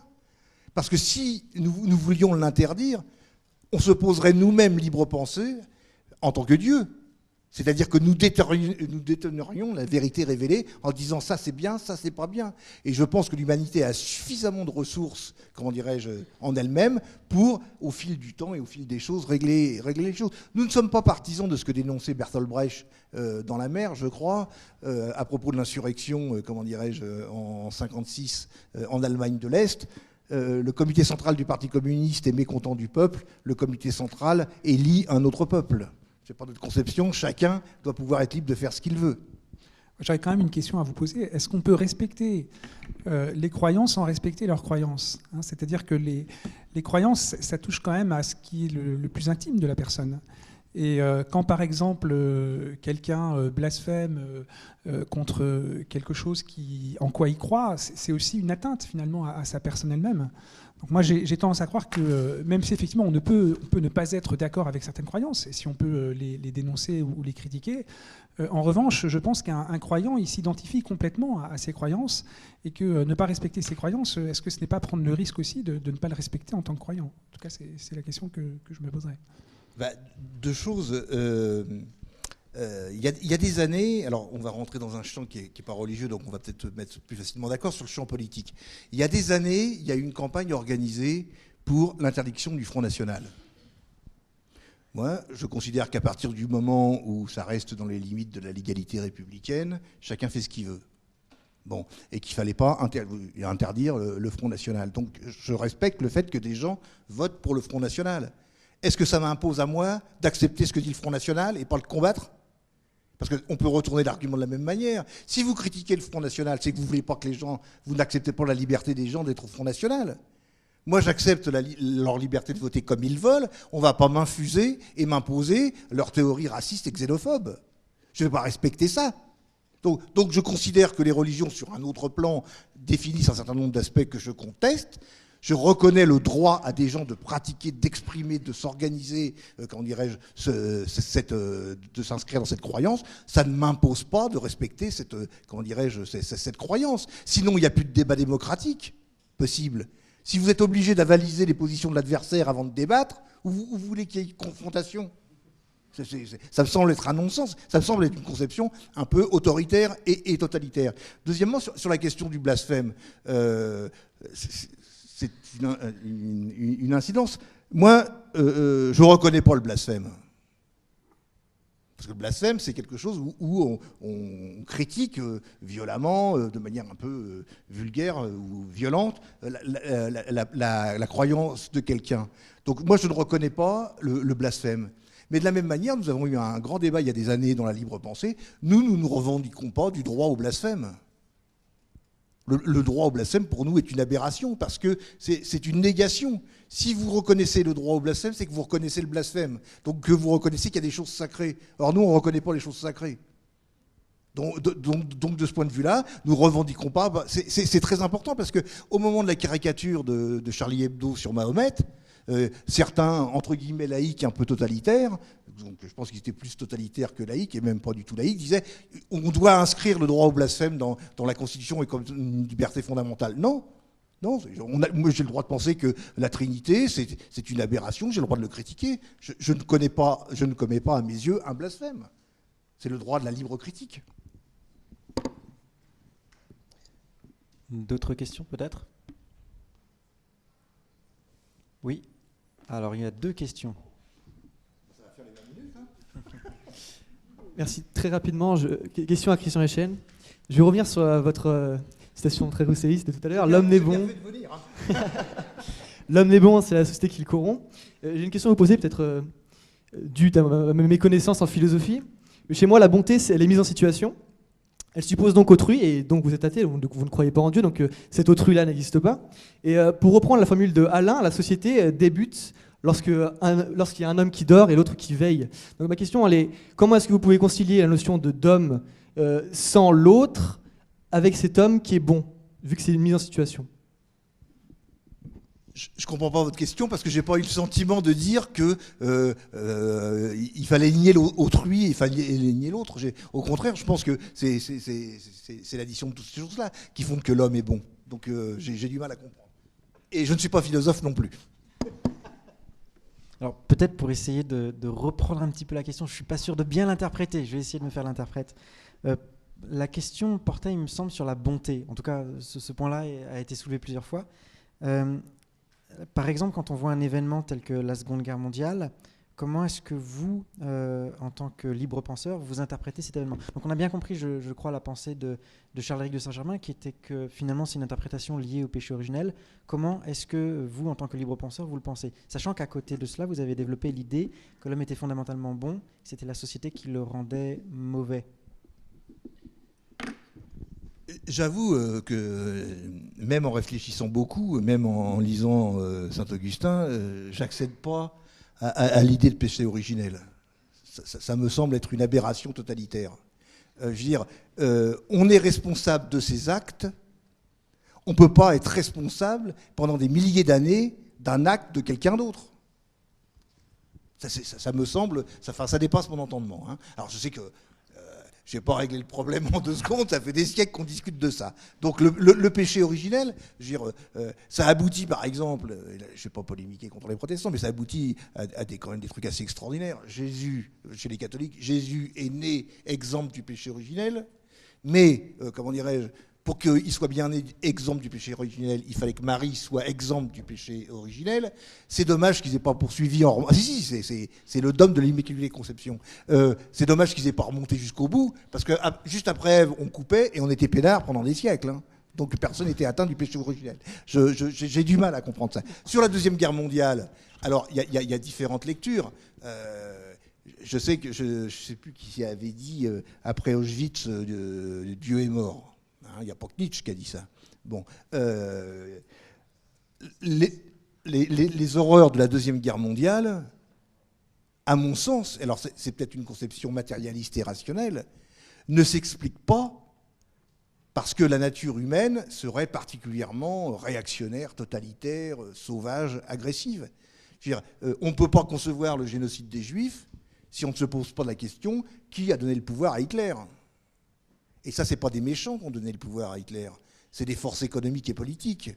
Et il y a eu tout un débat, comment dirais-je, avec Habermas et d'autres, sur est-ce que l'extermination était fonctionnaliste ou intentionnaliste. Je ne sais pas si vous connaissez ce débat. C'est-à-dire, est-ce que c'est la machine nazie qui avait programmé depuis le début, et c'était donc intentionnel, ou est-ce que c'est les événements qui l'ont amené à le faire. Alors, moi, je ne tranche pas sur cette question-là, mais je veux dire, c'est pas la nature humaine qui a fait qu'une ordure qui s'appelle Adolf Hitler a fait tuer 6 millions de Juifs.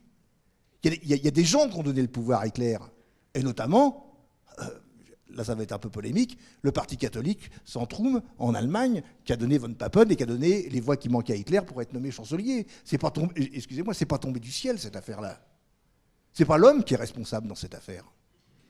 Il y a une conjoncture politique et économique. Donc je ne vais pas dire, c'est ça qui va expliquer. Parce que si je considère que Hitler, Pol Pot, tous les dictateurs sont le produit de la nature humaine, je dois en tirer une conclusion immédiate, il faut que je me flingue. Parce qu'il n'y a pas d'espoir. Puisque c'est dans la nature humaine. Je voudrais juste répondre... à la question que vous posiez, finalement, par le péché originel, nous assumerions la faute d'un de nos ancêtres dont nous ne serions pas responsables. Je pense qu'on peut faire une autre lecture, en fait. Et en Romains 5,12, Paul dit que nous avons tous péché en Adam. Et il me semble qu'en ce sens, le péché originel doit plutôt être interprété comme étant le péché collectif de l'humanité devant Dieu. Hein, c'est-à-dire que finalement, nous pouvons tous nous retrouver en Adam, parce qu'il y a en quelque sorte dans la liberté humaine quelque chose de déviant, en tout cas dans l'usage que l'homme fait de sa liberté. Hein. Je suis d'accord que c'est un mystère au sens où, de fait, tout ce qui dans la nature de l'homme a été créé était bon, après la création, mais l'homme a été créé libre, et cette liberté finalement a fait qu'il en a fait un mauvais usage. Et ce mauvais usage, finalement, nous pouvons tous nous retrouver en quelque sorte dans ce mauvais usage qu'Adam a fait de sa liberté. Voilà pourquoi nous avons besoin finalement, pour guérir de cette blessure originelle, d'être régénérés par la grâce.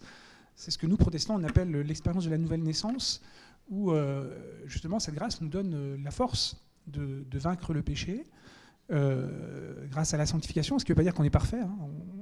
On commet tous des péchés, mais heureusement on a un Christ qui est venu pour expier le péché à notre place et sur lequel on peut s'appuyer. Donc je crois que le péché originel, il ne faut pas le comprendre effectivement comme un héritage qui fait que finalement on serait responsable d'une faute que nous n'avons pas commise, parce que si tel était le cas, effectivement, il y aurait de quoi s'interroger sur la bonté de Dieu. Par contre, si on comprend le péché originel comme le péché collectif de l'humanité devant Dieu, autrement dit comme une faute que nous devons aussi assumer personnellement, et non pas simplement une faute dont nous hériterions, ça me permet peut-être d'avoir une vision plus acceptable de ce péché. J'avoue, je comprends bien que on touche à une question essentielle et centrale, hein, mais j'ai du mal à comprendre ça. J'ai jamais compris, moi. Bon. Dieu a fait l'homme à son image. Donc si l'homme a pu fauter, bah, c'est parce qu'il ressemble à Dieu. Donc Dieu est un fauteur en puissance. Alors, j'ai du mal à comprendre. Dieu est à l'origine de tout.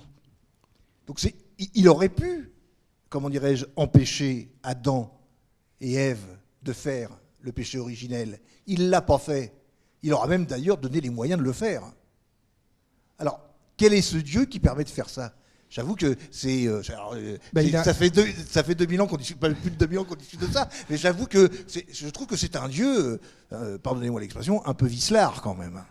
Je pense qu'il a tout simplement respecté l'usage que l'homme faisait de sa liberté. Et je pense qu'il n'y a d'amour possible que si l'on respecte la liberté de l'autre. Dieu ne veut pas nous imposer que nous l'aimions, mais par amour, il nous a créés libres pour que nous l'aimions librement et pas gratuitement. Et si Dieu nous avait empêchés de commettre le péché, à ce moment-là, effectivement, nous n'aurions pas été libres de l'aimer. Mais par conséquent, on aurait eu une vision de Dieu plutôt comme un père fouettard.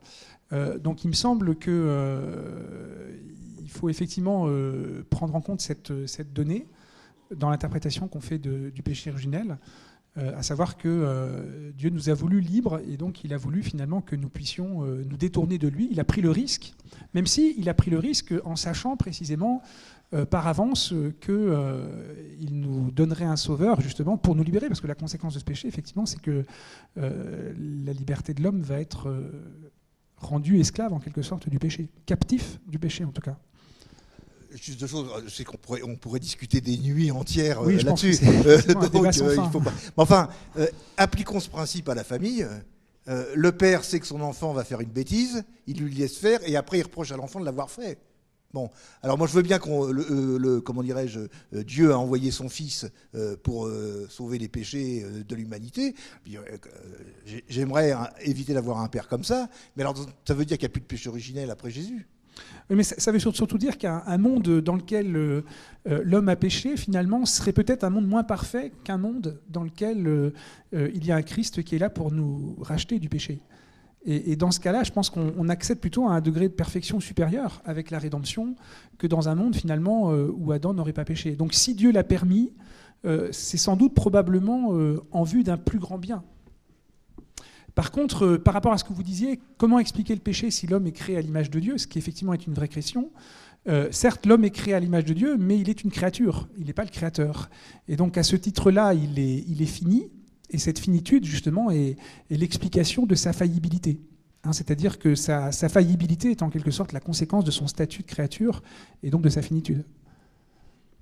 Bien, nous avons atteint le temps imparti pour ce débat. Malheureusement, ce fut trop court. Mais vous pouvez toujours rejoindre l'un ou l'autre des intervenants à la collation qui suivra juste à la sortie. Une personne du GBU d'ailleurs va pouvoir présenter à nouveau le GBU et ce qui se fera après. Je précise juste que demain, le sujet sera « Suis-je le produit de ma culture ?», sujet pour lequel nous accueillerons deux intervenants. L'un s'appelle Yannick Imbert, il est théologien professeur à la faculté Jean Calvin. Et nous recevrons également Raphaël Liogier, qui est politologue et sociologue, qui enseigne également à l'Institut d'études politiques. Je vous remercie à tous.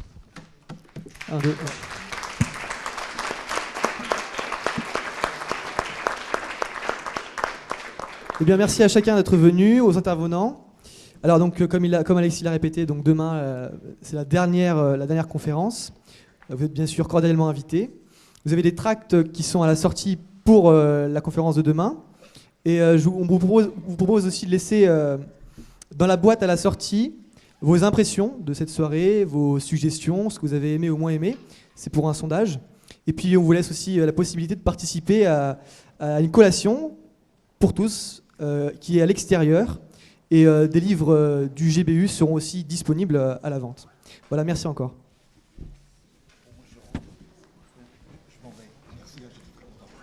Ça vous a plu ?